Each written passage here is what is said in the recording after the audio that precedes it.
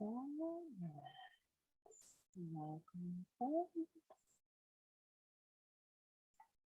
You'll be so proud to see that I have gotten new headsets. So maybe today I won't be checking to see if it is working out every 4 minutes. Okay. Today we're getting into motion regulation. And we're going to do, we just did ABC please. Well, we did the please part of ABC please. Today we're going to get into the A and B and C. So if you're following along doing homework, you were looking at your values. So I'm going to go ahead and show you I'll be able to see chat for a minute, but I'm going to go ahead and show you a metaphor of values that I always have. Now, this is from acceptance and commitment therapy, but it's really solid. So, again, we're on page 252, 253, looking at values. So imagine that you are a ship on the sea. You are a real person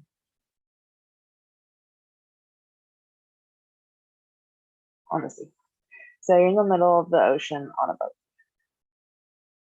And lo and behold, a big, hairy, scary storm starts rolling in. And the question is, what you gonna do about it? You could, so the storm is gonna be awful, but something's not gonna do about it. You get the point. You could curl up and just wait it out.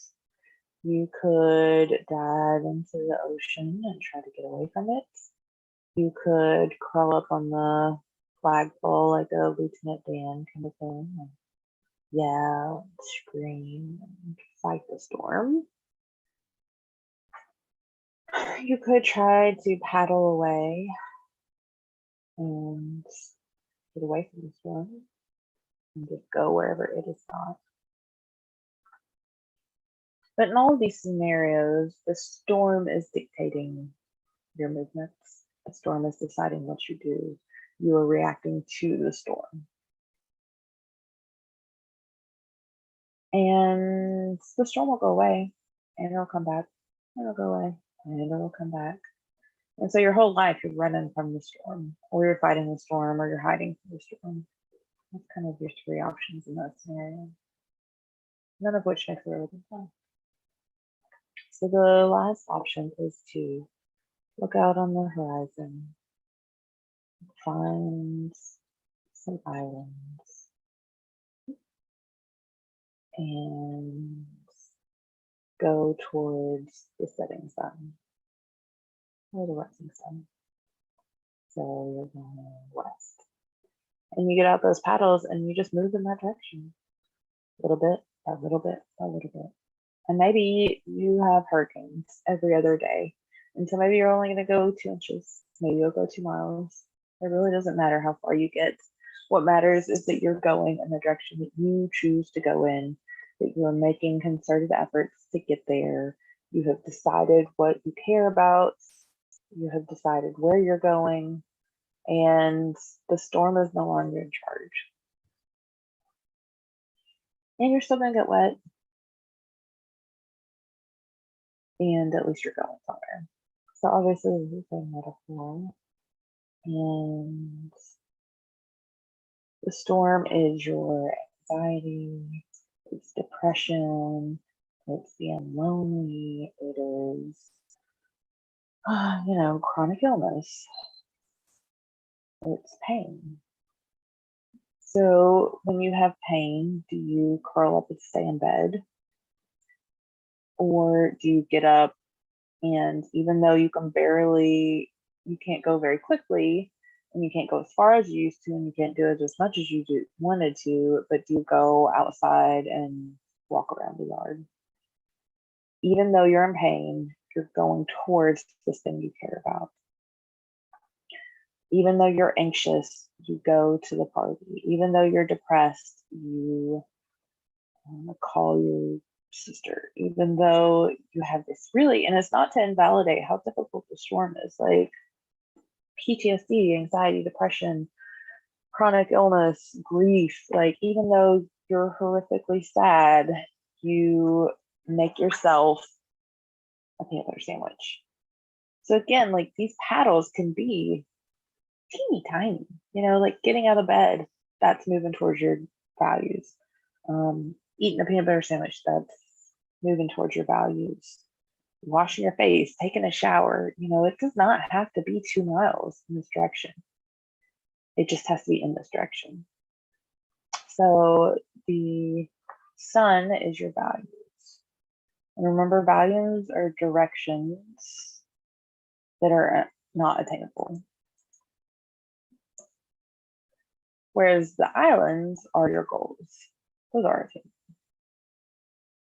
You don't stay there forever. I think I said last week, like if spirituality is one of my values, I will never be done being a spiritual person.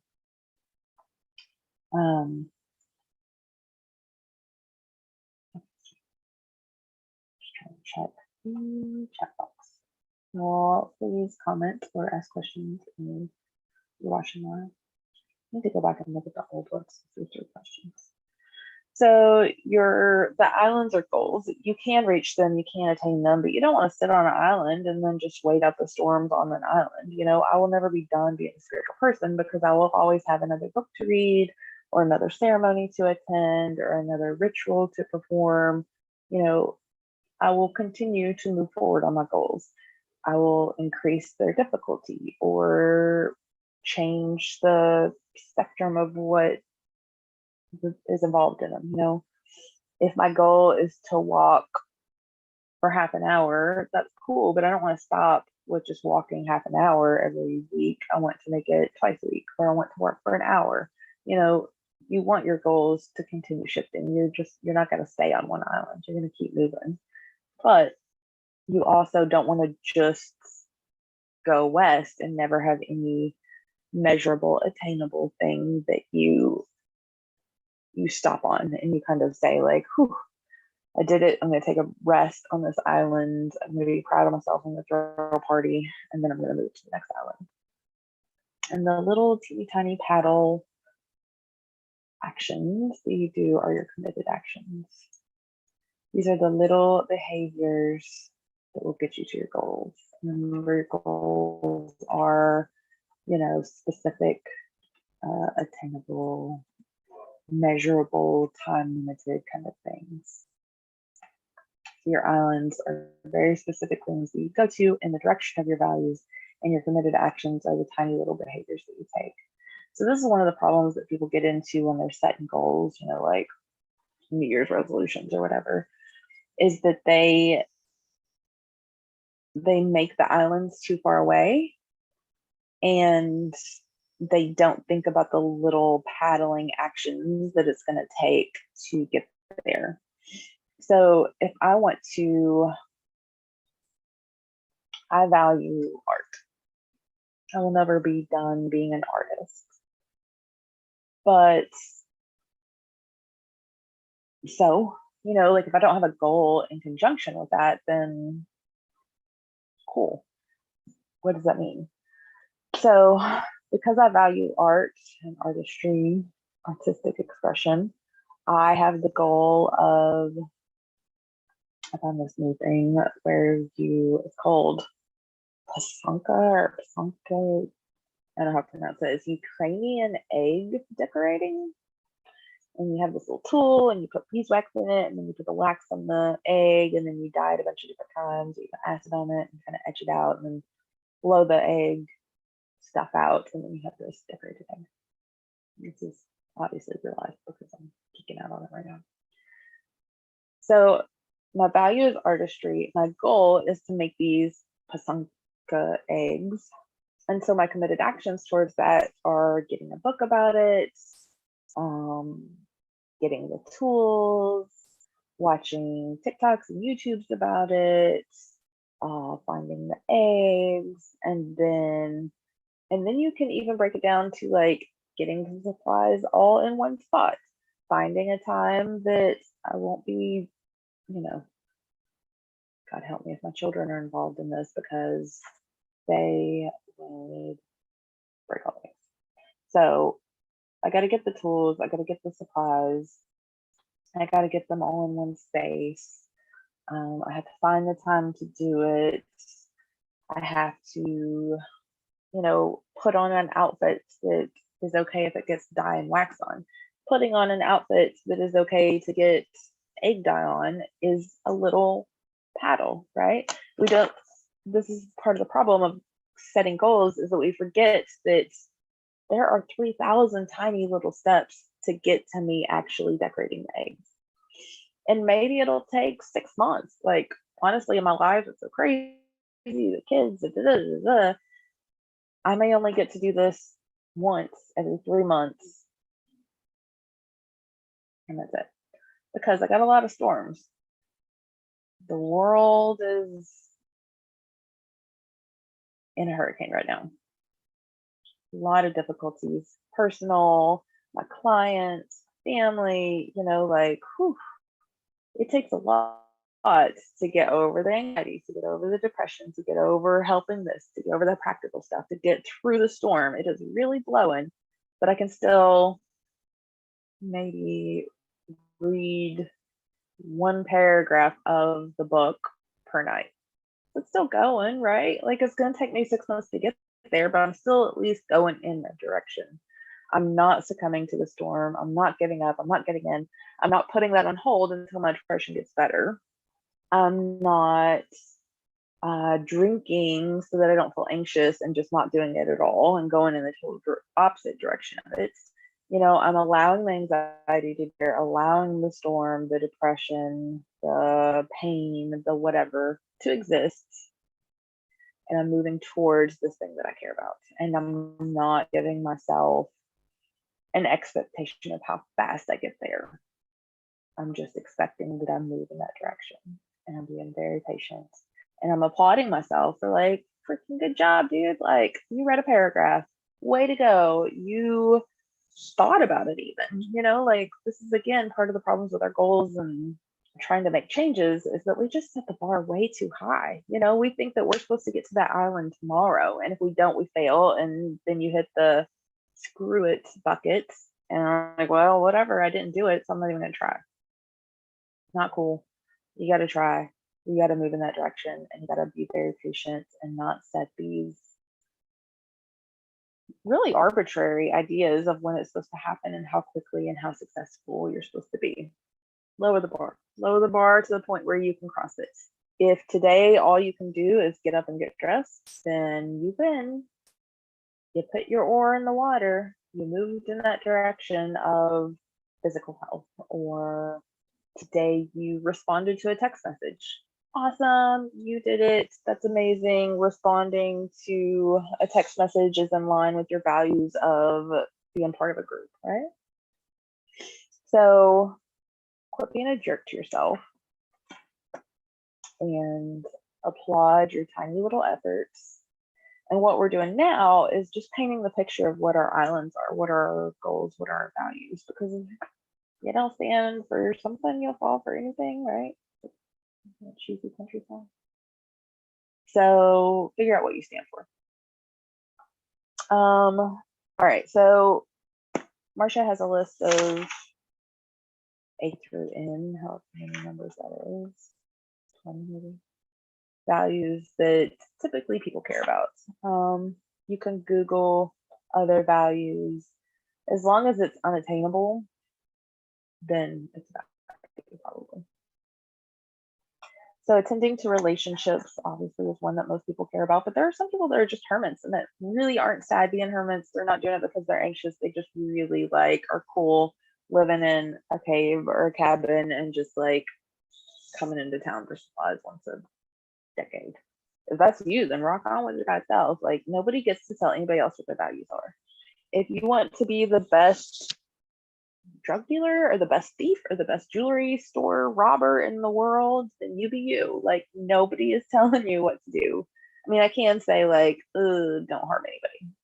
But beyond that, like, go be a moonshiner if that's your thing. Like, asterisk, I'm not promoting any illegal behaviors, but I'm also not telling anybody how to live.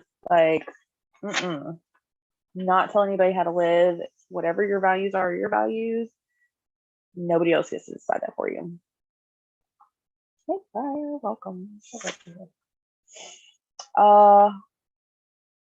But figure it out, right? Figure out what your own values are. And once you figure out your values, then you can move on to your goals. So you got to figure out what you care about first.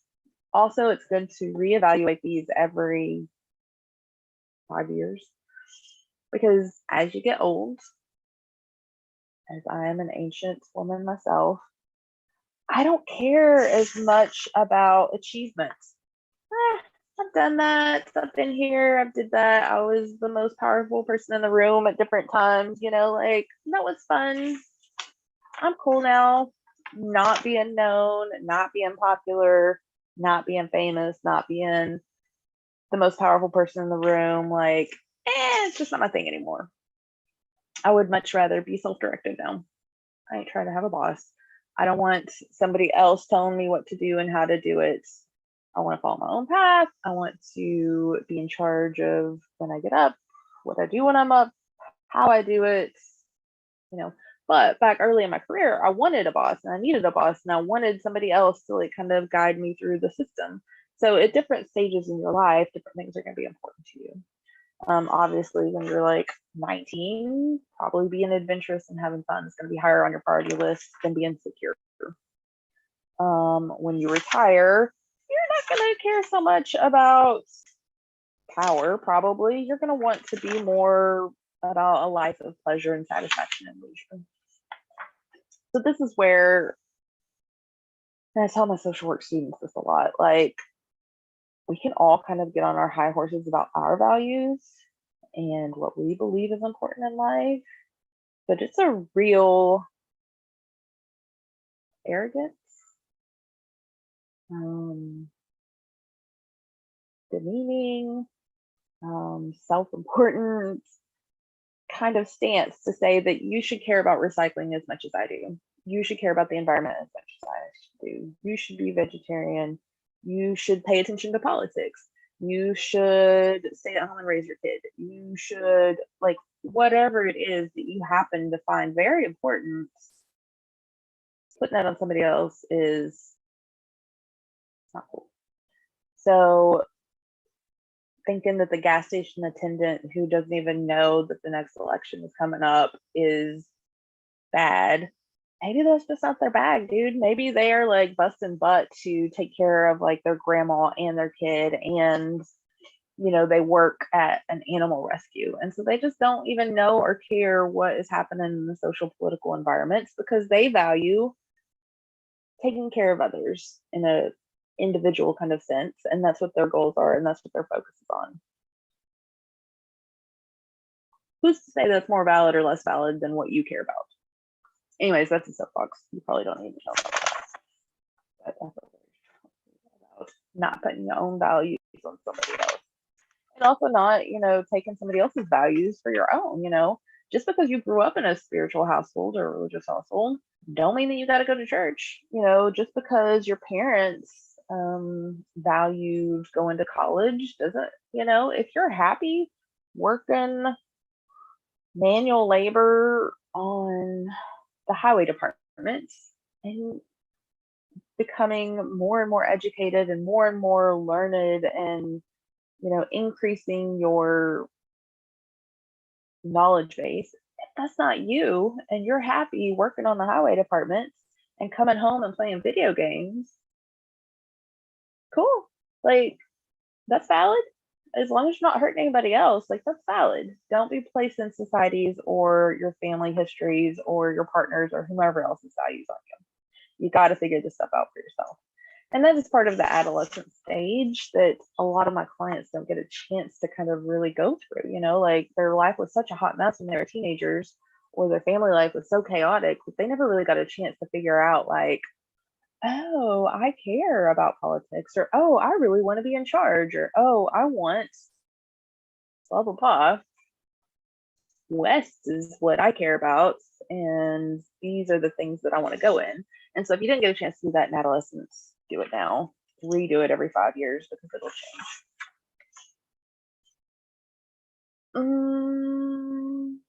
Okay. Let me tell you one more analogy.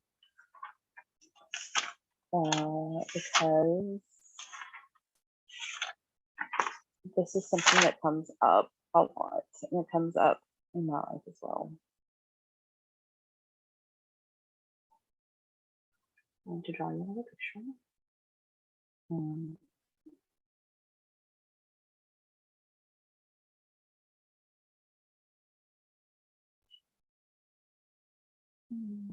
Okay. So what happens when both want to follow your value of, I don't know, saving the planet, you know, being environmentally conscious, and you want to be a good parent at the same time. So you have two different values, and you only have 12 hours of daylight. It just sucks. You cannot do all things at all times. You're going to have 12 different values, and you're only going to have enough water to fill up 2 cups. So you could be 2 things 100% and not the other 10 things at all. Or you can be all 12 things. All right, so let me make the math easier. That's not my strong suit. Here we go. So this is like you have, we'll say 10 cups. I'm not going to draw them all out. You have 10 cups and you only have 1 pitcher of water. And this pitcher of water only holds 2 cups. So you have 2 cups of water, 10 cups of values. So maybe you care about spirituality, maybe you care about the environment, maybe you care about your career, maybe you care about parenting, and maybe you care about your own physical health.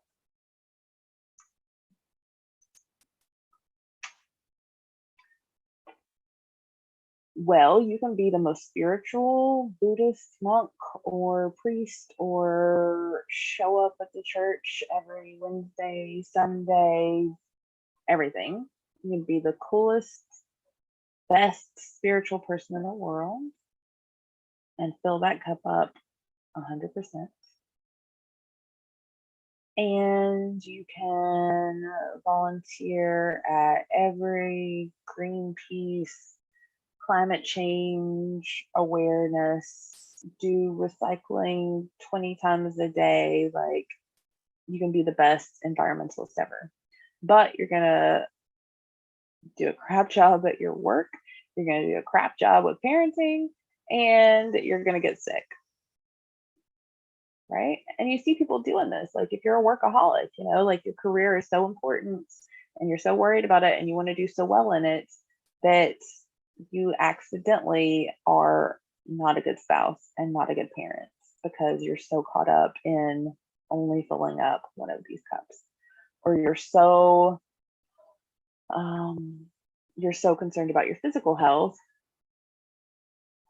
that you're spending all of your money on going to the gym and all these workout things, and you do all these marathons and you pay all these fees and you go all these places.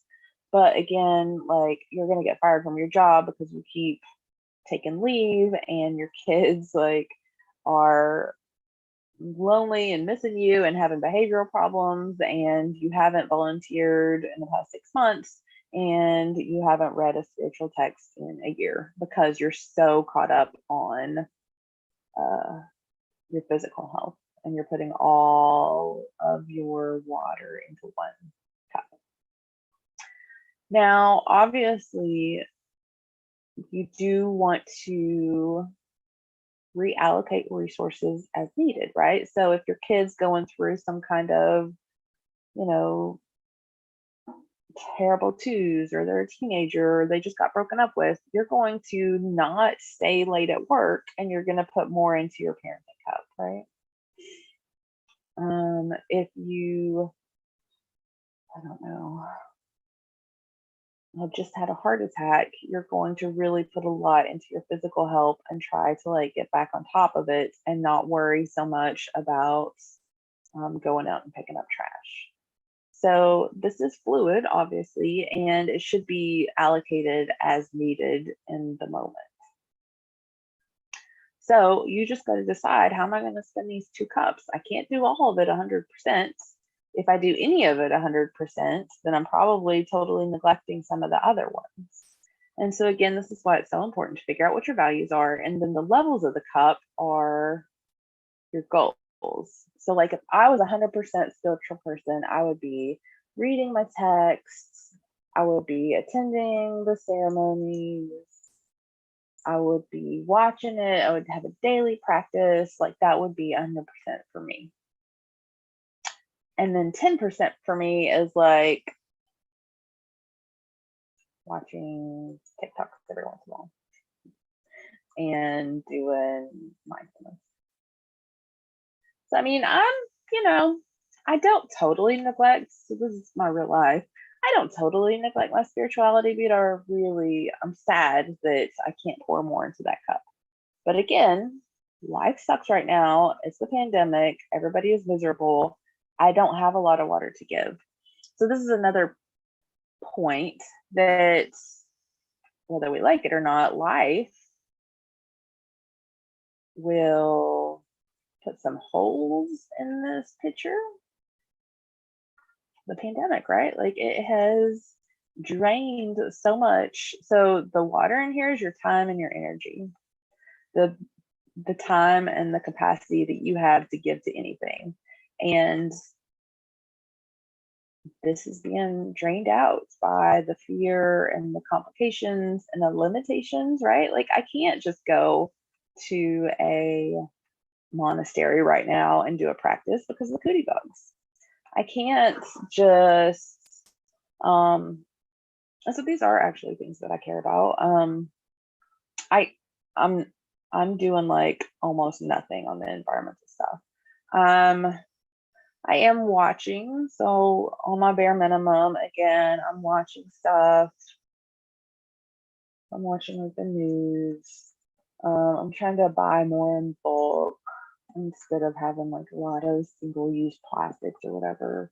But if I was like full blown 100%, I would like recycle everything, and I would try to recycle. I would try to have like zero waste stuff, and I would like make my own clothes or whatever. But I can tell you, like, it's gonna be a long time before I have the capacity to give very much to that value of mine, which is sad. It's a bummer. Like, I really wish I could devote all things at all times to everything I care about, but that is impossible. And if you try to do it, you will have a stroke. So we have these temporary little cracks in our cup, which would be like the pandemic. This would be like PTSD. You're dealing with nightmares all the time. Your physical health is going to suck. You're not sleeping. If you are having triggers that you're avoiding all the time, you're not going to be able to go to your church service because you're scared of being in crowds. The PTSD drains a ton of your, again, this is your time and energy. Luckily, these things are patchable. So eventually, The pandemic problem will be patched. You can patch up your PTSD. You can stop having the drains of your time and energy so much. We can also think of it as like a temporary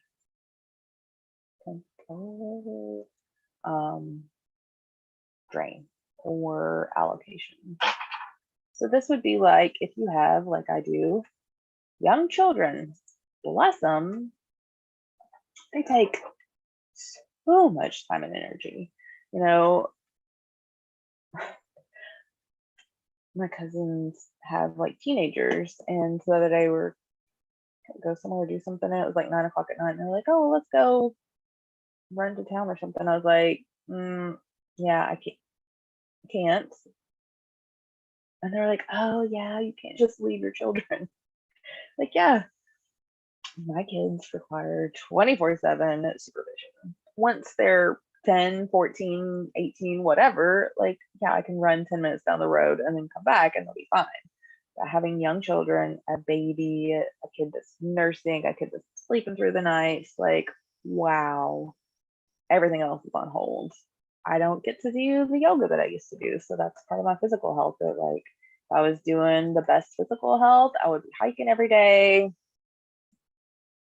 I would be doing yoga. I would be vegetarian.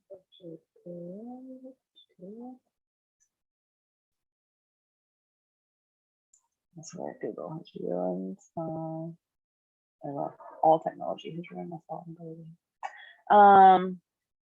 You know, I would be just freaking on top of that stuff. I would love to. It'd be great. But I have young children, and so maybe every 2 weeks I get to go on like a walk. Better than nothing, you know, like I'm not trying to put arbitrary times or amounts of the amount of water that I put in each of these cups.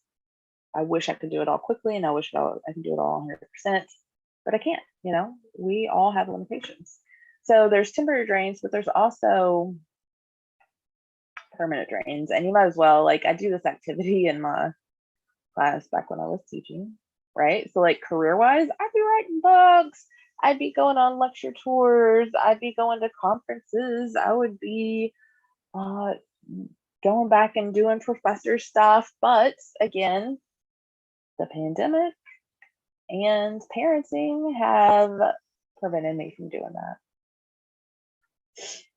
But when I do this activity with my students, I literally give them a bottle of water and a bunch of cups, and you write on the cup, these are my values, these are my goals.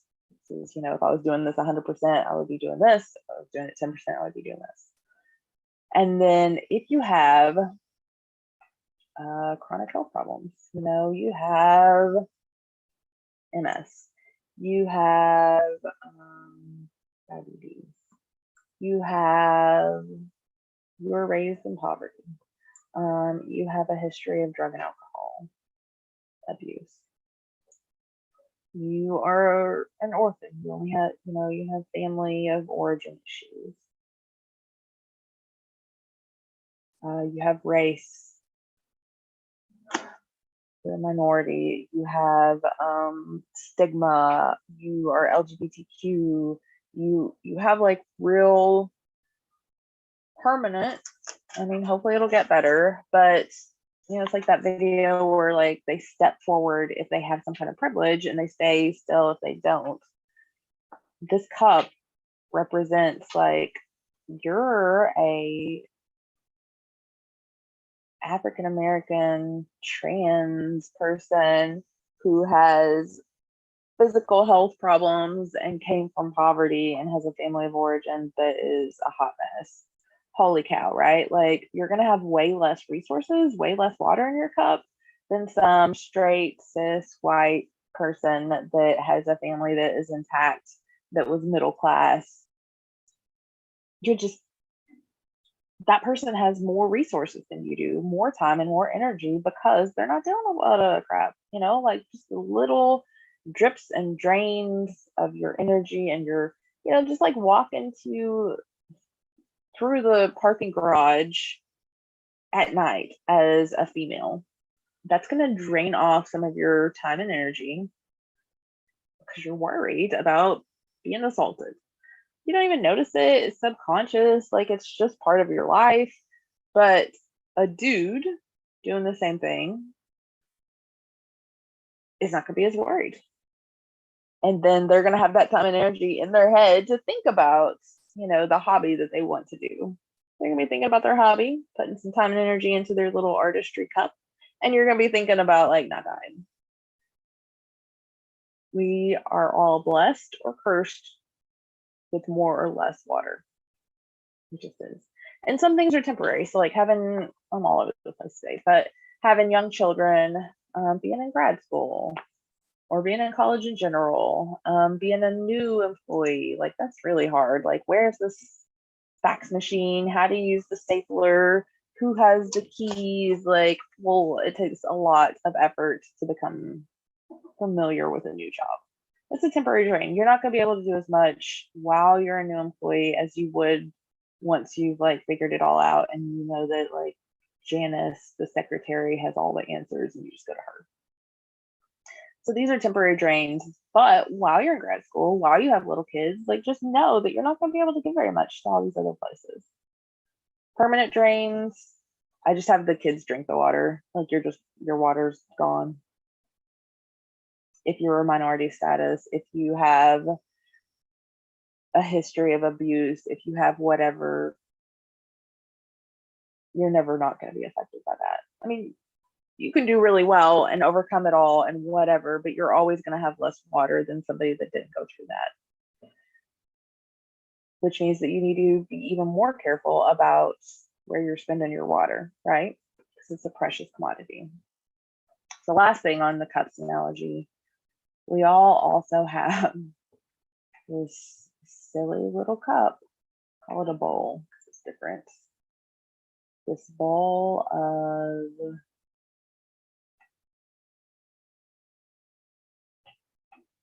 time and energy that is spent on avoidance. So this is drugs and alcohol.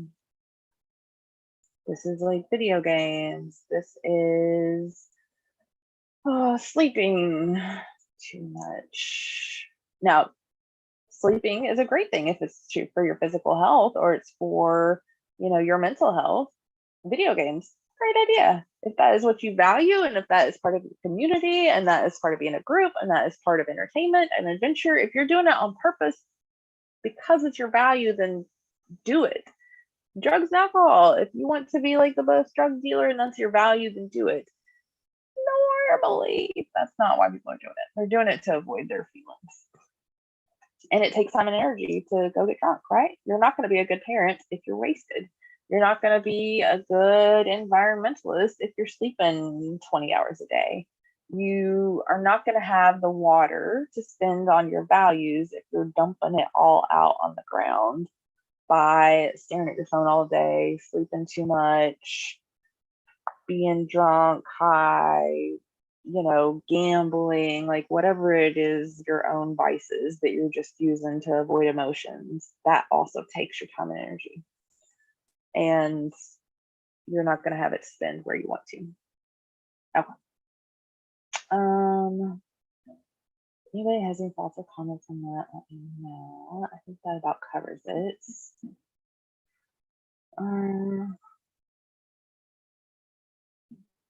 Yeah. Okay. So that is values and goals. Figure it out. Really good idea to get yourself actual plastic cups and an actual bottle of water and think about where you're pouring your time and energy. This is also why you want to get rid of like bad habits and vices and avoidance techniques, but also like toxic, crappy relationships. If you're putting a lot of time and energy into like, what did she mean by that text? And why is she not calling me back? And she's calling me at 2 a.m. because the boyfriend is left and she's mad and like then I never get a call, blah, blah, blah. Water is a limited resource. Are you sure that that's the best idea on how to spend it? Is this about your values or is this just a habit that you haven't like, clean it up? Be so guarded and think of your time and your energy as such a precious, limited resource. spend it wisely. And also give yourself a break when you've got these drains, when you've got these permanent drains, when you've got these temporary drains. Give yourself a break. Quit expecting to do all things at all times for all people. You can't. Okay. Values and goals. There's a good homework piece on this on page.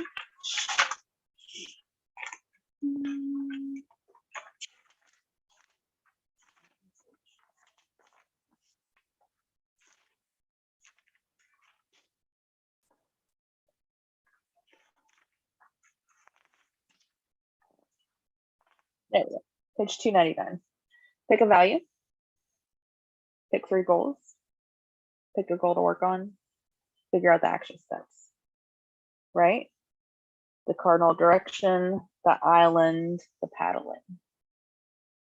So do page 299 for homework if you're being a good student. Also page 300 helps you organize it.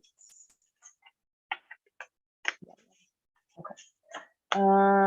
Let me just go over the A and B part. So we've been talking about A, B, and C via our values. But A is to accumulate positives. So often in mental health treatment, we focus on getting rid of the negatives, like stop being depressed, stop being anxious, like don't do the problem behaviors, don't do, stop the drinking, stop the cutting, whatever. That's good, obviously. We want to reduce the problem behaviors, but in DBT, we also want to increase our goal behaviors, right? So that's how we separate it as 2 different things. Problem behaviors, 1 column, get these to go down. Goal behaviors, another behavior or another column, get those to go up. So everything that we've been talking about, not only do we want to reduce the negative, but we want to increase the positive. So accumulating positives. She has a very probably outdated list on page 249 of pleasant events, because when you're depressed, nothing sounds good. It's all going to sound like week old soggy bread. Do you want to go on a hike? No, not really. Do you want to put together a puzzle? No thanks. Do you want to eat a 3-layer chocolate cake? I mean, whatever. You know, depression is apathy. Nothing sounds good. So you have this list on page 249 of pleasant events. You don't get to choose, just freaking do it. It doesn't matter whether it feels good or sounds good or you want to do it. You do it regardless of your motivation. Motivation comes second. You cannot wait until you're motivated. Do it, and then the motivation and the feeling of wanting to do it comes second. Feeling like doing it when you're depressed ain't gonna happen. You're gonna wait until you're 99 years old. You have to do the behavior first, and the emotion comes second when you're that miserable. So you just pick a number, 111. There's 225. So 111 is go fishing. Do I want to go fishing? No. Do I care about fishing? Not really. We have fishing poles. My husband likes to fish. All right, I guess we're going fishing, right? Like, go horseback riding, do something new, work on jigsaw puzzles, go hiking, sew, buy clothes, talk on the phone, go to a museum, soak in the bathtub. Like just a literally 225 different things that you can do that are pleasant. If you have to be forced to do it, and if you have to be told what to do by this list, cool, whatever. Get out of bed and do this thing. Okay, so accumulate positives. You do short-term little things that are positive every day, something that is some kind of pleasant. And then also long-term values, goals, working towards stuff that you really care about. So not only do we want to decrease the misery in our life, but we want to build a life that's worth living, right? That's worth being alive for. And you're the only one that can architect that. You're the only one that can paint that picture, because I promise you, your idea of a perfect life is going to be vastly different than mine.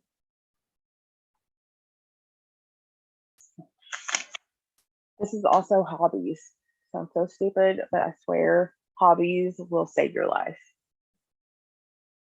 Hobbies have people in them. Hobbies have goals. Hobbies have values.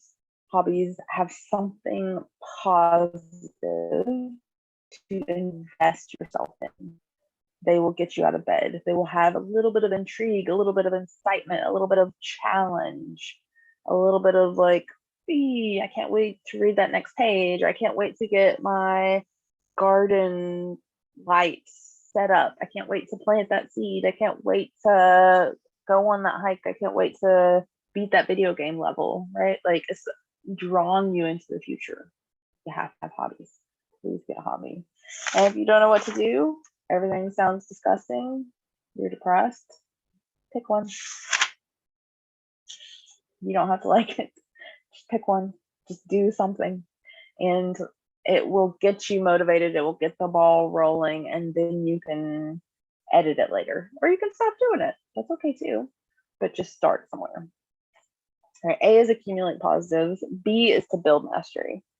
So that is doing something that you're proud of every day. And that can be as simple as washing the dishes or brushing your hair or putting real clothes on. Every night you need to lay down and say, at least I did blah, blah, blah today. And maybe it is like writing the first chapter of your book or applying to 50 jobs or writing the speech that you're going to give at your giant work events, you know? It doesn't matter what it is or how small or big it is. Every night you need to have something that you can rest your head on the pillow and say, at least today wasn't a total wash. I was miserable. I was depressed. I didn't get half the shit that I wanted done. But at least I got dressed. At least I called my mom. At least I blah, blah, blah. So that's build mastery. And then cope ahead is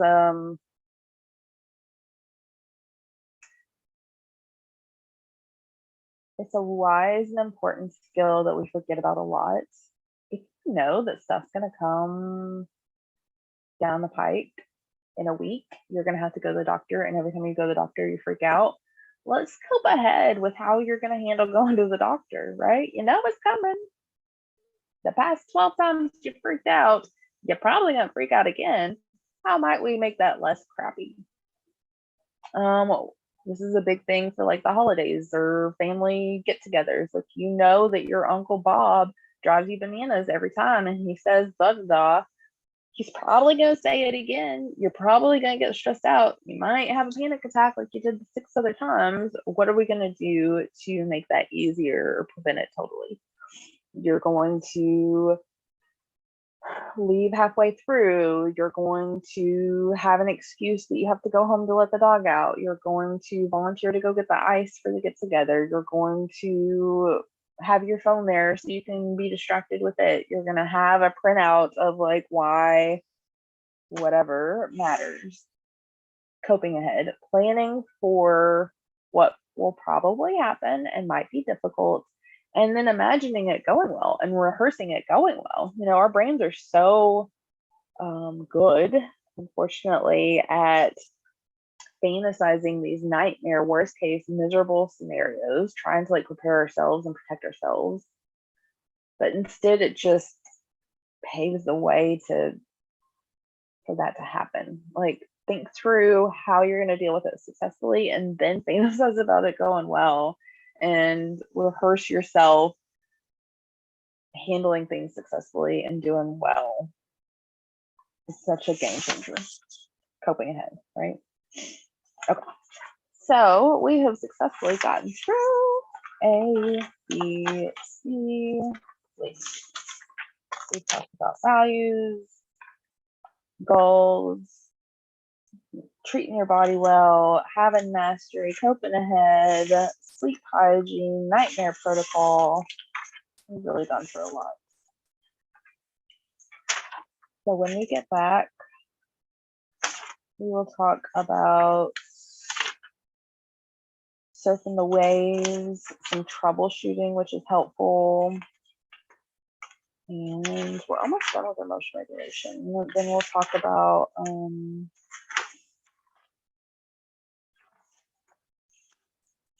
the model of emotion and chain analysis next week. because that can be helpful. And it's kind of dense. It takes a minute to understand the chart, but when it's like, it's one of the things that like you're not gonna be able to figure out like going through the book by yourself. I mean, maybe you can, I couldn't. So, but once I explain to you what it means, it will be less confusing, and it is kind of a helpful thing to be able to plot. Here we go. Page 268 is one of the model of emotion handouts. So we'll get over that next week. All right, y'all. Thanks for watching. Hope this is helpful. The more you can show up live or comment, the more motivated I am to keep doing this. I also want to create a panic attack kind of guide so you can listen to it in the moment when you're freaking out, if you are freaking out. So I might do that next week. I might do it in addition. I might do it next week. I might wait, but I'll be doing that too. Okay. Thanks, everybody.